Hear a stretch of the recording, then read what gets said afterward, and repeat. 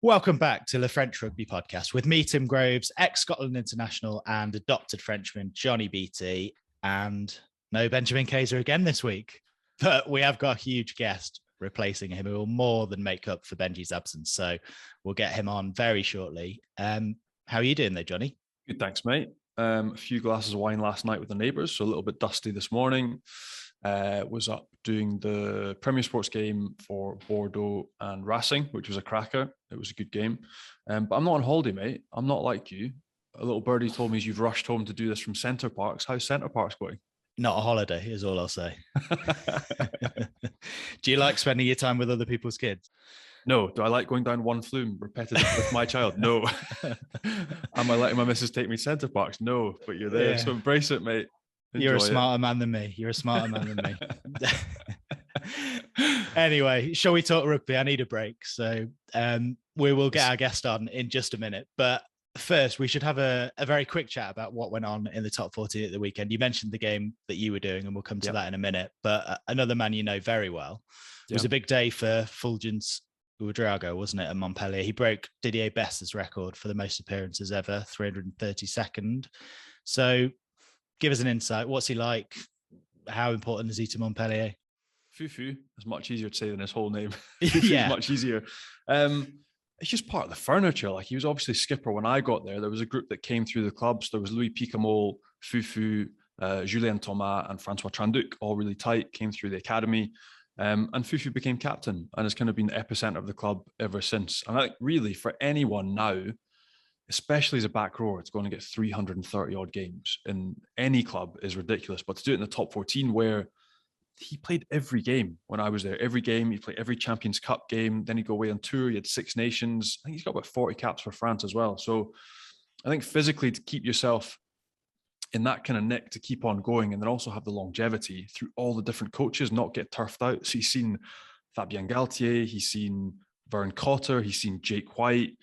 He's seen everything at that club and he's still there. So I'm not sure how many more years he's going to keep on going. We had a good chat after the All Blacks game in Paris as well, where it seemed that everybody involved in French rugby at whatever level was in Arc nightclub next to the Arc de Triomphe. But yeah, phenomenal achievement and wonderful for him. A guy looks after everyone when they get into the club, takes care of everyone in the changing rooms, and sort of sets the tone for the club. So a phenomenal achievement for him. It deserves the limelight for that game, but is he a guy that will have loved the limelight, or will he have just cracked on? Yeah, no, he absolutely loves the limelight. He absolutely loves it. He's been way ahead of the curve with social media and Instagram, and he absolutely loves it. And it'll be weird for him. I think the strangest bit will be transitioning and what he does next. But now the graft that he's put in, one club man, you'll love it just now. It'll be a great celebration. They had a good party afterwards, and you'll definitely have enjoyed it. Yeah. And another man who doesn't mind a bit of the limelight, Eddie Jones, was there at that game of the weekend, Montpellier cast. Apparently because of his relationship with cast coach Pierre-Henri Broncom, but he might have been impressed by Zach Mercer, who is doing big things at the moment, isn't he? He is. He's good. I actually messaged Matthias Roland, he's a director of rugby, the sporting director at Cast, because Eddie was sat with Matthias and Pierre-Yves Revol, who's the president. And I messaged, I was like, has Eddie got one word of French in him, mate? Like, how's this going? For back? No, not one word. Look, he's playing well. He was incredible pretty much every time I watched him for Bath. Montpellier's a different kettle of fish. Top 14 is trickier, but he's good every time I watch him. So certainly Eddie might have had one eye on him at the weekend, yeah. A good weekend for Fufu, but not a good weekend for Matthieu Jalibert. He ruptured the tendons in both of his knees on his return to Toulon. So, I mean, he's put a couple of messages out, but it could be career threatening, couldn't it? Oh, just so sad. Like, Benji and I caught up with Basta after the game, and so positive, ready to get back in training, looking fit. You just, again, to do both knees. So one is obviously the surgery that hasn't held and it's buckled, but to do the other one in the same action, I don't know, like, just so sad for the guy. And somebody that has been an icon of French rugby for so long. You saw as well, I'm not sure if you saw the images, but when he was carried off the pitch, the ovation he was given by the Toulon public, just the sort of regard that he's held in globally in France for what he's done for the game. And just like a ridiculous athlete, so good. And as a personality as well, just like a good egg, a nice bloke. So really, really sad. He's at the end of his contract with Lyon as well. You don't know if Pierre Mignoni is going to, it would be out of kindness for him not to finish that way and give him one more chance to get back and rehab both knees. But I mean, what a road back that's going to be, getting back from a double tendon rupture on both your knees. Just horrible for the bloke. And you just hope the recovery goes well and that he can get back fit and happy and in one piece ultimately. And he's been around for such a long time, but he's actually younger than a lot of people might think. He's only 33, which, given his transition into the back row, he could play on if he comes back, couldn't he? Mate, he's only 33. He's GIF, which is becoming more and more important as a currency in French rugby. He's a monster of an athlete when he gets going. It's just, can he rehab and get back? And it depends what level he wants to go to. Obviously, he's been so well looked after through his career. He's played for such huge clubs. But would he drop down and play for like a second tier side in the top 14 or lower end? Because somebody would give him a chance. Somebody would give him a chance to play because he offers so much on the field. Also, as like a papa in the changing rooms, he's such a big influence on people and such a calming influence. So look, I really hope that's not the end for him, because it'd be an incredibly sad way to go out, and he 100% deserves better. And you mentioned the game you were doing, the big one on Sunday night, Racing Bordeaux. Bordeaux, 14-6 down at halftime. Yeah.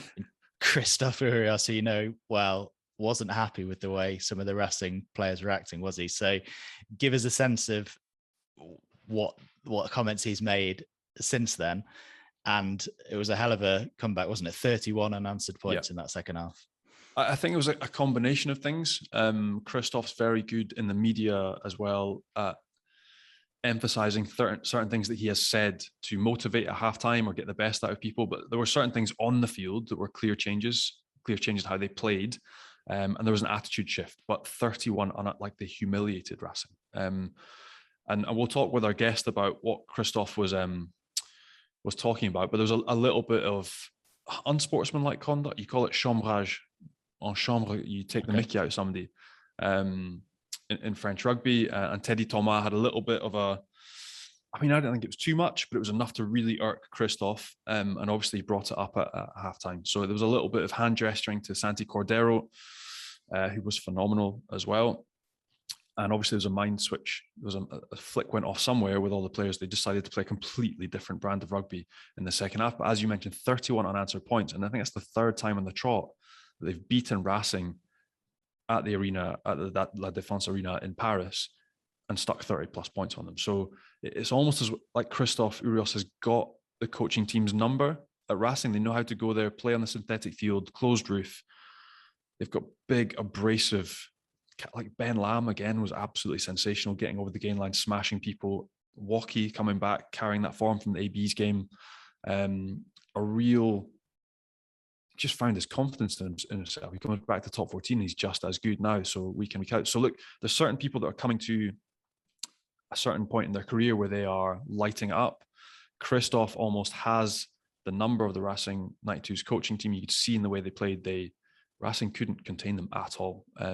And they were phenomenal to watch. And then obviously there's the talking point that we'll talk about. For me, it wasn't much. I don't think our guests will have seen it as much either, but it's all over French media this week. Teddy Thomas with a little hand gesture to Santi Cordero, almost Matador-esque. It was no Dallin Armitage in the Champions Cup final, was it? The one that we talk about with Benji. It was a lot more subtle, but French media have gone wild over it, haven't they? Yeah, but Teddy Thomas always gets it hard. Like Gail Ficou's come out to defend him in the press and the media this morning in France, but Teddy Thomas, people going hard on him, whatever he does. I'm not sure if it's because he looks so nonchalant when he plays. He looks so natural. It almost looks easy, therefore he's not trying. Therefore, that must be something about his personality or his characteristics. But like compared to the Delon example, which was like condescending, I took this more as like a come on, it was almost like a Matador, come on, let's get it on, like a duel between two wingers, which was almost fun to watch. Like they were trying to engage each other, or he was trying to engage his opposite man, who we'll chat to in a minute. So for me, it wasn't that bad. And when you compare that to the Delon example or the unsportsmanlike stuff, you see like people after penalties rubbing faces, tapping people on the back of the head, condescending stuff. This was nowhere near the same level. So it'll be interesting to see our guest take on it. But I enjoyed it. It was a great game of rugby. Right, we've made the listeners wait long enough. Let's get our guest on now, and we can have a chat with the man who scored a hat-trick in that 37-14 win for Bordeaux over Racing. Argentina international Santi Cordero joins us. How are you? Hi, how are you guys? We're good. Pretty good day at the office in Paris. Wasn't going so well in the first half. So what did Christophe say at halftime? Because there's been some comments in the media afterwards. He wasn't happy about some of the way the Racing players were acting. Did he use that to motivate you? It was very tough the first half, but we weren't playing like our 100%, and they were just winning by 9 points. I can remember, but I told the guys we were respecting the guys too much. We need to start playing, and we were passing the ball a lot. Just go for the one-on-one, and they're gonna be pretty tired after us running onto them. So yeah, Christophe said the same. We are like timid, like we're shy. So let's go play hard, work hard, and then everything happens after. And it certainly did. Like the way you got Ben Lam onto the ball, Cameron Walkie, destructive in defense, like you completely changed on field the way you wanted to play, and that was clear. That clip of Teddy Thomas has been doing the rounds on social media. For me, it didn't look like there was much in it at all. Did you even react or notice at the time, or looking back on it now, what did you make of it? No, yeah, I agree with you. For me, it was nothing. Just anyone can do whatever they want on the field.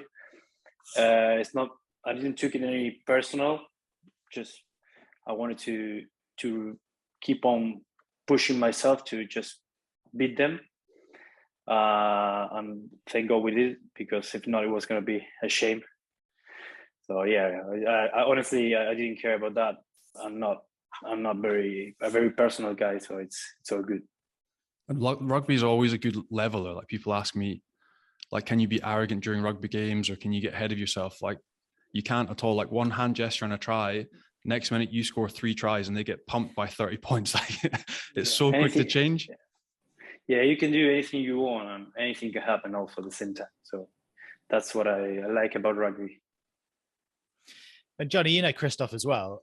Aside from what he said after the game about a level of disrespect or Racing players treating Bordeaux players like mugs, or however it gets badly translated over here, is he one between the two of you to chuck the teacups at halftime? Santi, was he going mad at halftime, or was he calm? His tone of voice is weird, because it's a very strong tone when he talks. So you don't know if he's angry or he's just encouraging us to play better. But yeah, he was kind of both at the same time. So, but we knew we had to play better, and just we went for it. But he's a really passionate guy. So he was my coach when I was at Cast. He's a very passionate man, and he's always trying to get the best out of people. And whether that is tactically or technically, what can we change? Can we keep the ball in hand? Should we stop kicking it away, be more threatening? He also doesn't mind reading a riot act to try and like give a sort of an electroshock, like a jolt, like, come on, let's change something. And that could be at halftime. That could be, remember we went to La Rochelle, and Richie Gray and I turned up for breakfast at the wrong time, and he took everyone out of breakfast and started throwing water bottles off walls outside the La Rochelle hotel room, just to try and get a rise out of people, and to sort of shock them into, look, there's a game, we're here to do something, let's do this properly, and a change of attitude. So look, he's now one of the most respected coaches in France. He's loved by French media. Like on Canal Plus at the weekend, they talked about him for 15, 20 minutes. Sebastian Chabal was declaring his love for Christophe, saying he wants to get his boots back on and play for him. So look, he's loved over here. And Bordeaux, like Santi, you're part of it, but Bordeaux now, after being a team that had never made the playoffs, the past 3 seasons under Christophe, you've been incredibly consistent. So again, you must find them great to work with. Yeah, of course. I arrived at the same time with Christophe from England. I didn't know him at first, but he's a really good guy. He knows everything. He has been through a lot. So yeah, I really like him, and I think Bordeaux loves him a lot. I think everyone's telling me after the game, "Oh, please tell him to resign. We need more of him." And I'm just a player, but yeah, I like him. I'm very comfortable with him. Well, let's see what happens now. Did he? I meant to ask you as well. Did he? like the year that I left Cast, you decided to do orienteering with the players so they got to know Cast better. I was wondering if they did that with Bordeaux. Like when you arrived, there was one of your team buildings. You get sent around to different parts of Bordeaux to explore it. Did he do that with you guys as well, or is that just Cast? Well, we try. What was good with him is we try to find something to relate with the city. So we start like going to vineyards and what's Bordeaux like. We need to find something like that represents us. And we try to go with the wine and with some stuff. And we start doing a lot of team buildings around the vineyards, just preparing the wine. It was the same at Cast. It was different because aren't the vineyards. You have to go to Gaillac, which isn't exactly the same as Bordeaux. But you would have, as you had Pierre Fabre was the big sponsor. It was all about pharmaceuticals. So all of like the back starter moves were like the different chemicals that Pierre Fabre would use. So you'd understand what the big sponsor was using in the fabrication of the products. You'd sort of identity for the like, it was really weird how he tapped into things and made you think about the city you're representing. And I've heard it's the exact same in Bordeaux. Yeah. So it's really cool. Yeah. How have you felt, again, moving from Argentina, Exeter, how have you found Bordeaux as a city? Because it's a wonderful city to live in. Yeah, it's amazing. We're very happy here with my wife. So we are in an apartment in the center town. I'm just trying to talk to her. Well, we can go into a house, having some garden. No way. I'm staying here. I don't care what you say. You can go. I'm gonna stay here in Bordeaux. I love it. So yeah, that's how happy am I. If she's happy, it's good. So I don't care. Bordeaux sounds great, but Christophe has definitely upped his game since he knew you, Johnny, because vineyards sound a lot better than orienteering. I don't know if it's just me. He's got his own one now too. So he's got Chateau Peysuc. Is it Peysuc? Chateau Peysuc. Yeah, he has some wines. Honestly, I'm on the same page with you. I'm not very good at that, but he has a couple of white wines, red wines. I'm not very good, but yes, he's going through that way to rugby and wine. Does he bring them into training? Does he bring his wines? No. No. He doesn't mix the rugby with the wine with his job. You mentioned loving life in Bordeaux, Santi, and obviously moving from Exeter. Just give us a bit of insight into the differences between the two. And also that move must have been quite difficult to make because you're a real fan favourite down in Devon. So moving to Bordeaux, it must have been a tough decision. Yeah, it was tough because I wanted to stay in Exeter, to be honest. I loved life there in Devon. We were very happy there, but sometimes it doesn't happen the way you want.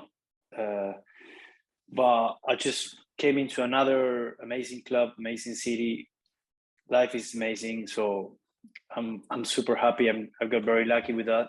Sometimes you go somewhere you don't like it or you don't want to, and then you start like figuring out what you want for your future and all the stuff. But I think I got lucky because here life in Bordeaux is amazing. And I can't complain, to be fair. Very quickly on Exeter, did you have something to do with your brother signing there? Did you help him? Did you pick up the phone to Rob Baxter and get him that contract? Or how did that work? No. He was struggling in Argentina. He called me, Santi, I want to go play outside. Can you give me a hand? And I just called my agent. I told him, look, my brother wants to go and play. He's good. And I put them in contact, and he was the guy, the one who just called all the clubs, and Rob wanted him. I just put him in contact with my agent. That's all. And in general terms, how have you found the contrast? So obviously you played pretty much in most leagues in the world now, but how do you find specifically the difference between Premiership rugby and top 14 rugby? What are your big differences between the two you've noticed? Apart from the weather. Well, I think here in France is the tournament is more difficult because you can win or you can lose any game at any time. You never know. You can lose against the last away, or for example, last season Bayonne beat Toulouse at Toulouse. So you never know. It's amazing. And in Premiership, there's not that thing. Sometimes you know who's gonna win, and I think that's what I like, the surprises. Anything can happen. It's a really long tournament, and that's the big difference. But I just love both tournaments. It's I was lucky to play both and just experience what was it like. So I'm happy for that. And Johnny mentioned the job Christophe Urios has done turning Bordeaux around. I mean, you're flying at the moment, and you had a really good season last season. But the season before that, when the pandemic first hit and it was cancelled, you guys were absolutely flying, top of the league. How difficult was that to kind of, when you heard that the league was going to be cancelled, to kind of put that away in a box somewhere and move on? And what did Christophe say? Because it really did look like you guys were going to have a massive tilt at the title that season. Yeah, it was really tough because we have a really good team.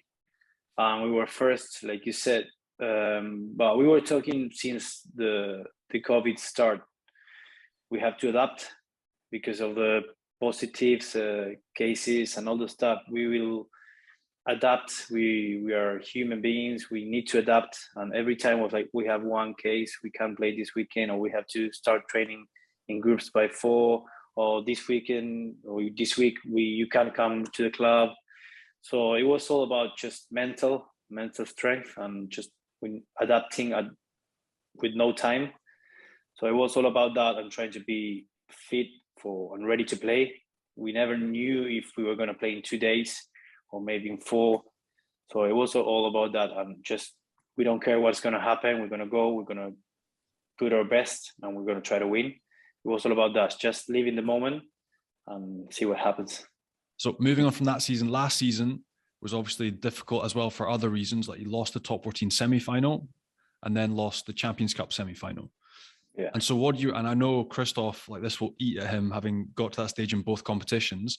As a group, what are the messages that he's tried to put over? Like, as he said, look, it's a learning curve. This year we'll go one step better and we'll learn. Like, what are the learnings that you have taken from those 2 losses? And what do you think will be the things that will push you on? Because the way it's looking in top 14, you're obviously going to be there at playoff time. But when it gets to playoff rugby, what are the little things that Christophe looks to tweak, or you think you want to change so you can go one step and win one of these competitions? Well, yeah, he was trying to talk about learning stuff for the future, because we never arrived there. Bordeaux never arrived to a semi-final and all the stuff. We were trying to, he was talking about like the game plan and just doing our game plan against a good team. Just trying to adapt when something happens on the game. And I think this is something we are working now this week, because we're playing against Toulouse and we lost the 2 semi-finals against them. We're just trying to prepare our game plan at our best and just follow it and see what happens. But we just need to stuck at it. Our leaders have to just guide us through, and everyone has to work hard. Not 100%, 130%, because it's going to be very tough. And you had Exeter as well, because for ages Exeter were towards the top of the league, and it was that final hurdle to overcome it. I mean, normally it was Saracens in the final, but that's another story. But it is that final hurdle is difficult to overcome, isn't it? Often it's mental. So has he? I know it's only one season, and the season before you were flying as well when it was cut short. But has there been a focus on the mental side of things and overcoming that final hurdle? It's very soon in Bordeaux's evolution, I suppose, compared to when you were at Exeter and you had a number of finals on the trot. But has there been a focus on the mental side of things? Yeah, I think the mental is very important for the rugby. But what I like it from Exeter is the mentality of the boys and how Rob talks through it to the boys. When I arrived, the boys were like, "Yeah, we're gonna get a home semi-final. We don't care how we're gonna do it." It's like they were just taking it for granted. We're doing it, in the season didn't start. It's like we're gonna do it because we were gonna work hard. We're gonna smash them, and we're gonna just go for it. So that was amazing. They were like acting like winners. and I learned a lot from that because they were very confident on what they wanted. And every time, well, not every time, but when we lost a couple of finals, yeah, it was tough, but they were there. We were there, just a couple of points. Maybe something we could change, but just the hunger of just going for another cup, another trophy, it just was crazy. And when I left, they just became champions of the European and Premiership. Not bad. You built the foundation, Santi. No. Yes, mate. And also, it's a real possibility that Bordeaux could do the same. Let's be honest, the way they're playing and the draw you've got in Europe as well, without looking too far ahead, what do you think is going to have to be that little bit different? Obviously, you've got Antoine Dupont, Romain Ntamak this weekend in Toulouse. Matthieu Jalibert, I think, is back from the beach in Dubai. He had his week off last week and he missed that game against Racing, so it'd be good to have him back. What do you think is going to be the key in winning this game this weekend? Because I think you've lost the last 3 or 4 consecutive games to Toulouse. Yeah. What will be the difference on the field this weekend? Well, I think it's going to be our racks. We need to work hard on our racks on attack because they have big players and they just go for the ball. We need to have the ball. Also, we need to work on the kick chase, on the high balls, put them on pressure. We were talking about that, and also we just need to win the kicking battle with the kicking game. We need to try to play at their in goal the most we can, and just make them the errors, the mistakes, so we can start playing there. Put 3 points, line more, maybe 5-7 points. We just need to put the pressure. And also maybe it's the way we play. I think last game against Racing will give us a lot of trust on us. So maybe we can start playing a lot more and play the one-on-one because we were good there, and hopefully we can put them in danger. But it sounds like as well, I think like what Tim just touched on, if you have that one win over them with this group of players, it'll be that mental breakthrough you all need.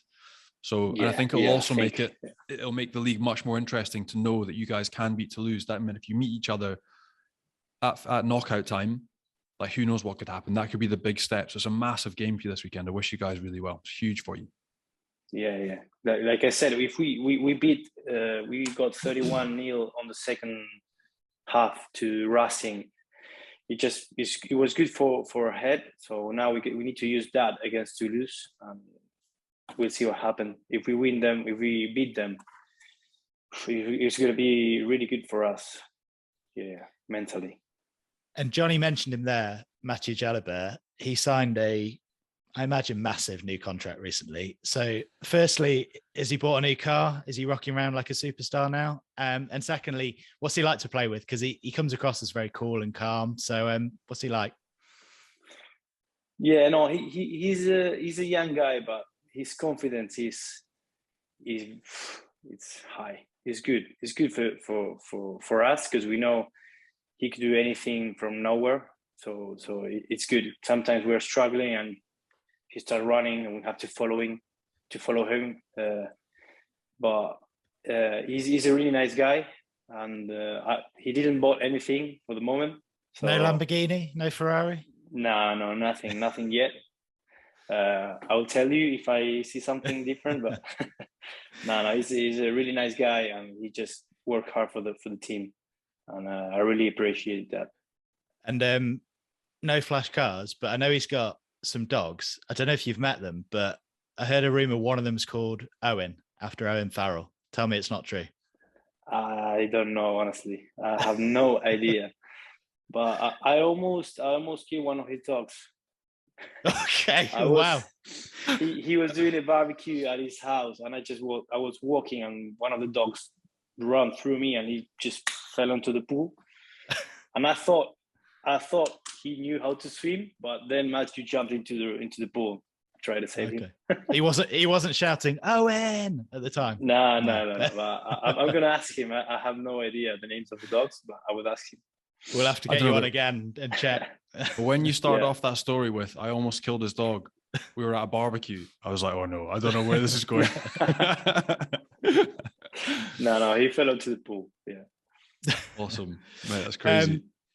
We just wanted to ask you about Argentina as well, because you were in action this autumn for them. And it's a hell of a stat. You've played 21 consecutive away tests and you haven't played in Argentina for over 2 years. So how tough has that period been internationally for Argentina?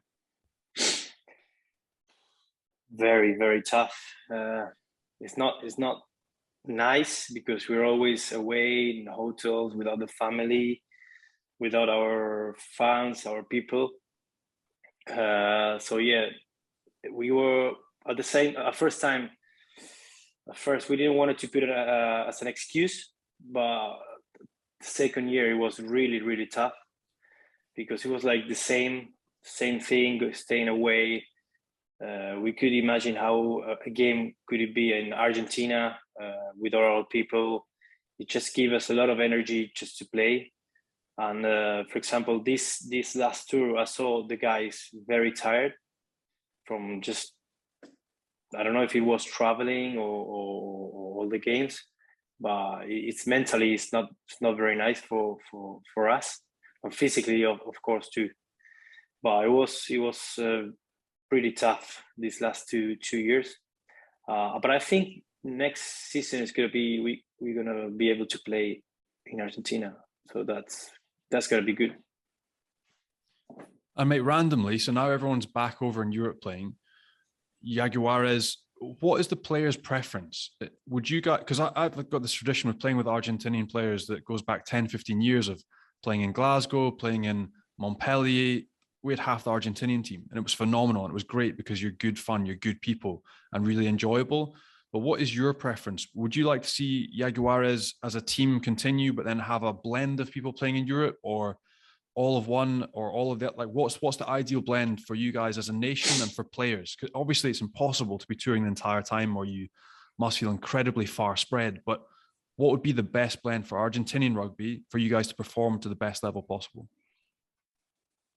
Well, this is my opinion, but I think the best for Argentina would be to have a professional just tournament to play, like Super Rugby was at that time. We need a professional team in Argentina that plays a professional rugby for the young guys that just start building their career and they need to start playing somewhere, because if not, they will never like play on a high level. We need to have that, and then you can choose if you want to play outside, but you need to start somewhere. And I think that somewhere is in Argentina with a professional rugby team, like it was with Jaguares. But yeah, it's very tough. I'm not very political, and I don't know what's going on, if we're gonna find some answer to that.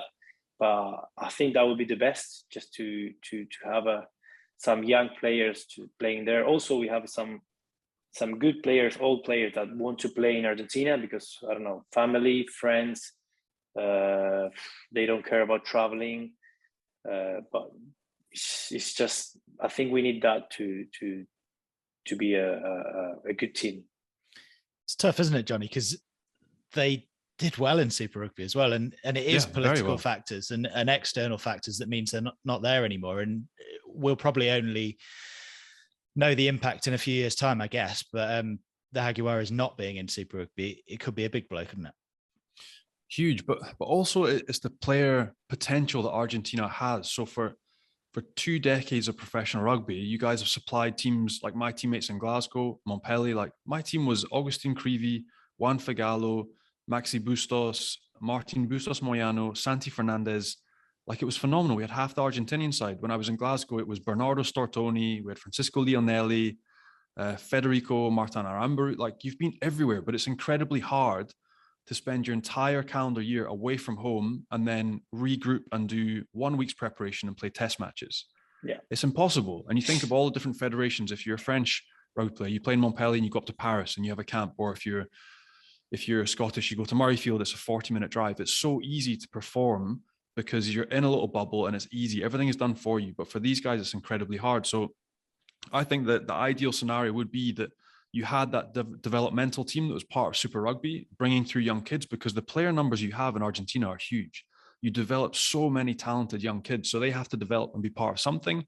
But then you also shouldn't be penalized if for financial reasons or for an experience or cultural reason, you want to go and experience your rugby in the UK or France, or you want to go and play for the Crusaders. Like, you should be able to go and be selective to the national team wherever you are. And ultimately those touring experiences, those different club experiences that, you know, Fernandez Lobby's had, that Mario Ledesma's had, that you've had, of going away and experiencing different cultures and different ways of playing rugby, will be beneficial for Argentinian rugby as well. So, like, I'm with you. I think if you get that blend right and there's that base of talent getting nurtured and brought through, and then the best can go away and pick up a paycheck elsewhere, like, Argentinian rugby is going to be monstrous over the next 5-10 years because you develop so many good rugby players. And we spoke about Christophe Urios as a coach. Johnny, you were coached by Mario Ledesma as well. So, Santi, what is he like? Are they similar, Christophe and Mario? Yes, they're similar. They put a lot of pressure on, not pressure, but they put, how do I say this in English?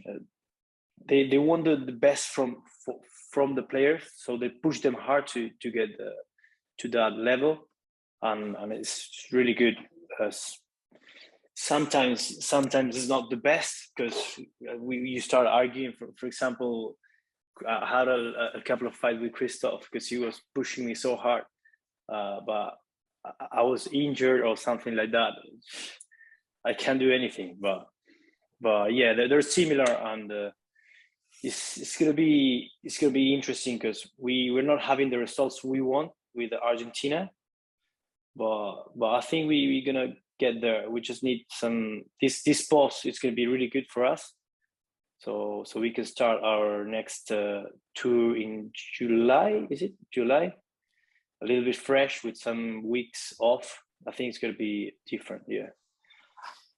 And you know them both, Johnny. It sounds like, from what Santi's saying, quite a lot of mind games from both Christophe and Mario. They know how to kind of dig into a player's psyche.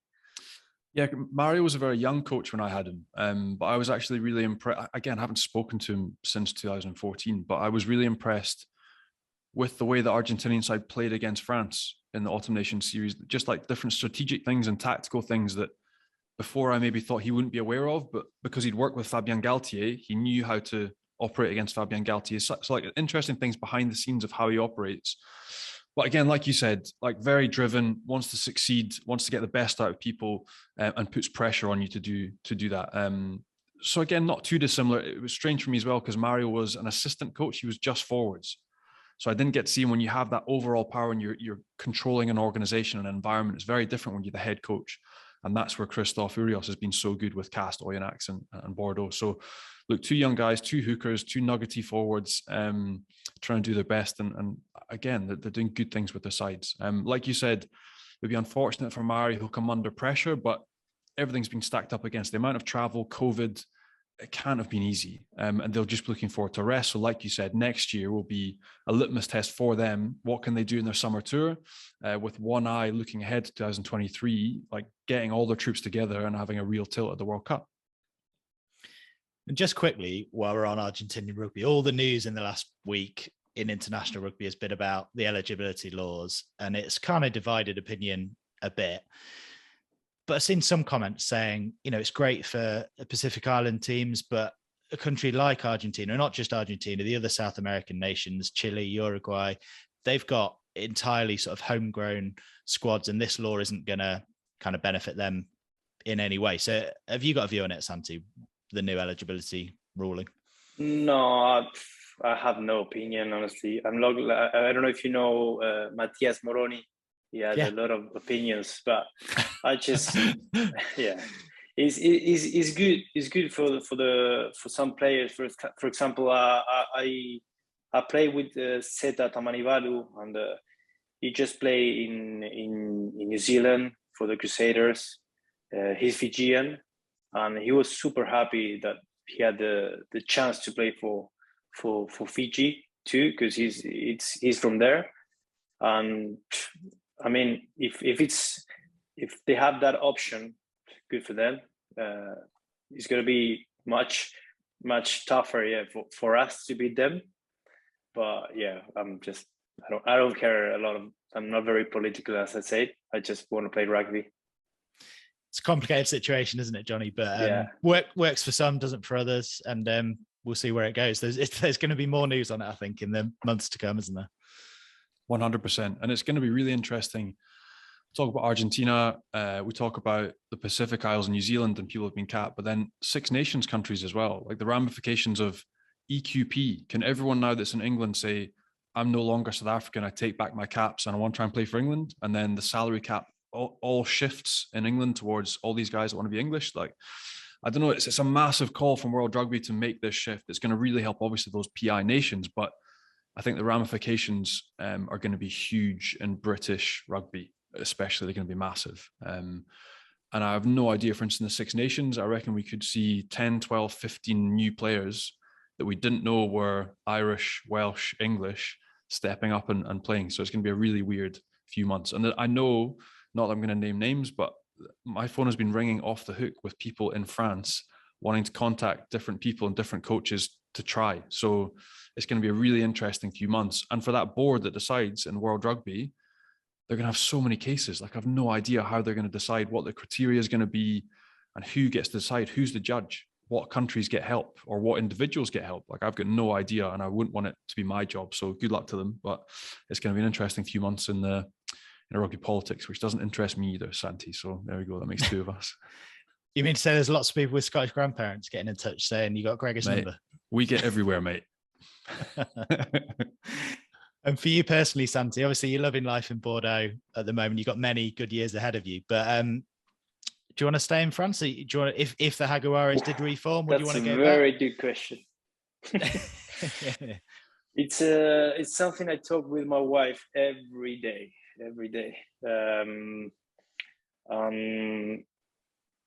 The answer is I have no idea what I'm going to do after.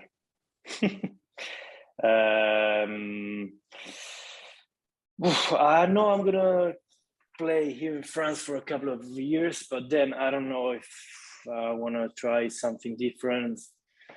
Very tough having kids, changing a lot of countries and all the stuff. I'm going step by step. Have no idea what's going to happen.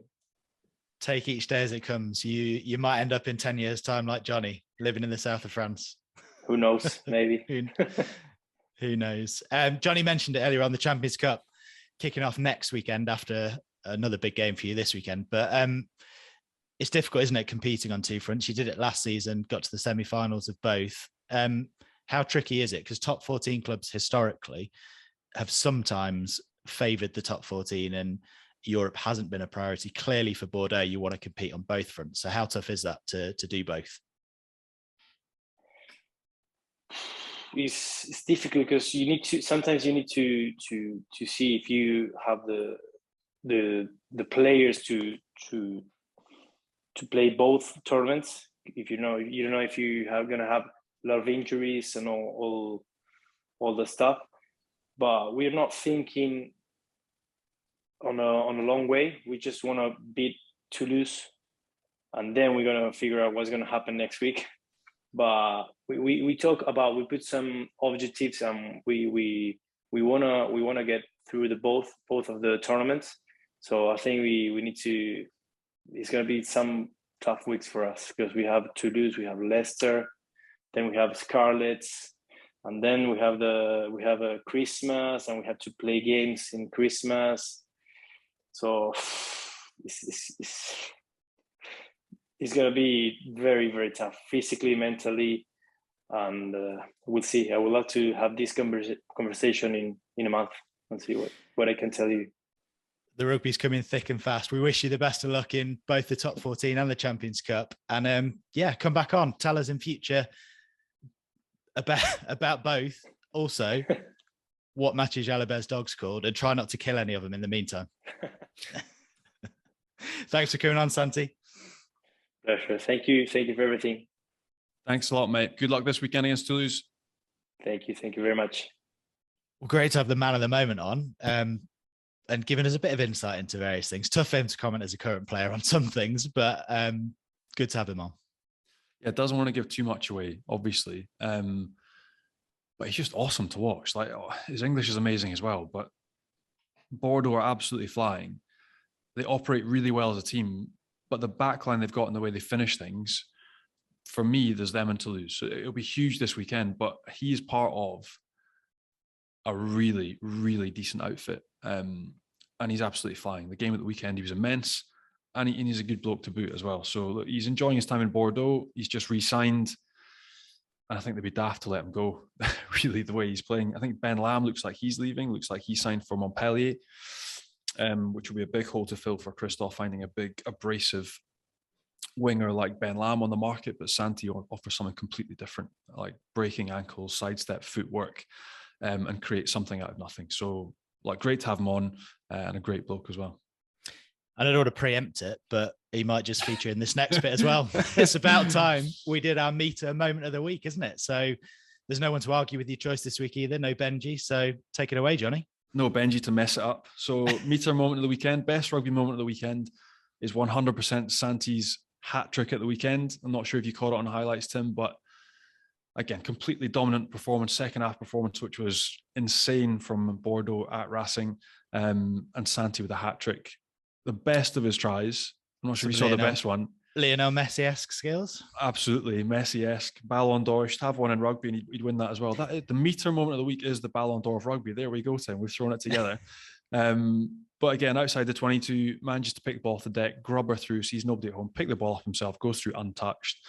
So meter moment of the weekend this week is Santi Cordero's hat trick against Racing. That was Johnny's meter moment of the week. And Meter is the world's #1 wireless meat thermometer. And they've made over 9 million cooks better with their revolutionary app as well. So it's no surprise their users are growing rapidly every day. If you've ever said your pork or turkey's dry, then Meter is for you. And you can use it on a barbecue, in the oven, or in a pan. Enter a whole new world of cooking and join the Metaverse at meter.com. Just use the code FrenchPod10 at checkout for 10% off any full price item as well. Let's have a quick look ahead to the coming weekend in the top 14 before we go then. And we've already mentioned it a couple of times. The big one, Santi's Bordeaux against Toulouse. Johnny, how do you see it going? Oh, it's difficult because I'm mates with quite a few of the Toulouse boys. Look, Toulouse have had this period of dominance now for 3 years over them. And I think for Christophe Urios, it'll be a huge bugbear because he doesn't really have too much time for Ugo Mola either. So he'll be infuriated the fact that they've lost the last run of 3 or 4 games against them. I think for the league as well, it would just be great to have Bordeaux get one over. So we get to playoff time and you don't know what's going to happen. Bordeaux have almost looked a little bit timid in the games they've played against Toulouse in the past, which is really strange.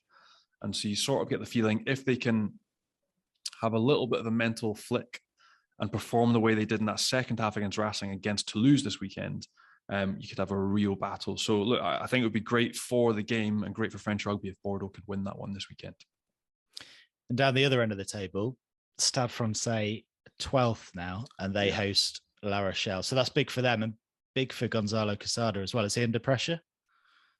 It's a strange one with Stade Francais because they started last season in the same manner. They sort of spluttered and didn't really ignite into life until about 10 games from the end where they run 6 on a trot and then they get into the playoffs. So you just don't know what's going to happen. They were disappointing last weekend. They played down in Biarritz in a monsoon, which could have gone either way. That was a coin toss. But it just doesn't get any easier. The fixtures just keep coming thick and fast. And La Rochelle is not a side that you want to be playing against at the minute. They are just more and more impressive. Every game you watch, they seem to add another layer to the game. And Ronan O'Gara really seems to be stepping up the plate and changing things or adding to what they'd already done, which was superb over the past couple of seasons. So it doesn't get any easier. I think for Biarritz, they've already come out in the press and said, look, we're down that end of the table. We are in a relegation scrap now with Biarritz, with Brive, with Perpignan, with Pau, and it's not going to be easy. So they've got the caliber, they've got the firepower, they've got the players to get them out of this zone, but they need to start winning quick. And having La Rochelle at home is not one that it's not one you want to lose. It's a huge game, and La Rochelle have been decent away and at home this year, so it doesn't get any easier for them. And it wouldn't be a week in the top 14 without transfer rumours or big transfer news. So is Trevor Nyakane joining Racing? Looks like he is. Imminently, it looks like. I know Big Census Johnson's been flying up and down on a consulting basis, trying to help them with a scrum because it's been shaky. But it looks like Nyaki is signed in the next few weeks. He will arrive once visa and everything's clear, and he's signed for 3 years. It also looks like they're trying to sign Paolo Tafili from Toulouse, who's a tight head there, who's been playing behind Charlie Falmina, who's talented as well. And they're bringing in Anton Bresler from Worcester, which is left field, the Namibian lock, who also played at Edinburgh. So there's loads going on. But Racing, again, they just look rattled and unsure, especially up front. So they're going to look to reinforce, I would say, as quickly as they can. Arthur Vincent announced he's signing 2 more years at Montpellier. Morgan Parra, it seems, finally has rejected contract offers from Clermont. So he is apparently looking at Toulon, Toulouse, and Stade Francais. And his halfback partner, Camille Lopez, who had signed a pre-contract with Biarritz, has just reneged on it. So I don't know how he's going to get out of this, but the president of Biarritz came out in the press down here this week and was absolutely livid. Even more so if he goes to Bayonne. So there was rumours he was going to Toulon to hook up with Frank Azema, but possibly he might be ditching Biarritz for neighbours Bayonne, which is, there's 2 kilometres between the two sides. So it'd be a crazy move to make, but apparently that's what's on the cards. Could be a spicy derby next season if they're both in the same league and if that move does happen. It always is, but that's it. Added spice, added layers of spice in this area as well, like Biarritz and Bayonne, 2 of the biggest rivals in French rugby. So I think he might get a few digs if he does end up signing for Bayonne. We'll see. Thanks, Johnny. A massive thanks to Santi Cordero for joining us as well. And thanks to all you guys for listening. Make sure you hit subscribe, leave us a nice review as well if you can. Check us out on Rugby Pass as well as on YouTube. And we'll be back with another episode next week. Au revoir, Johnny. Cheers, Tim.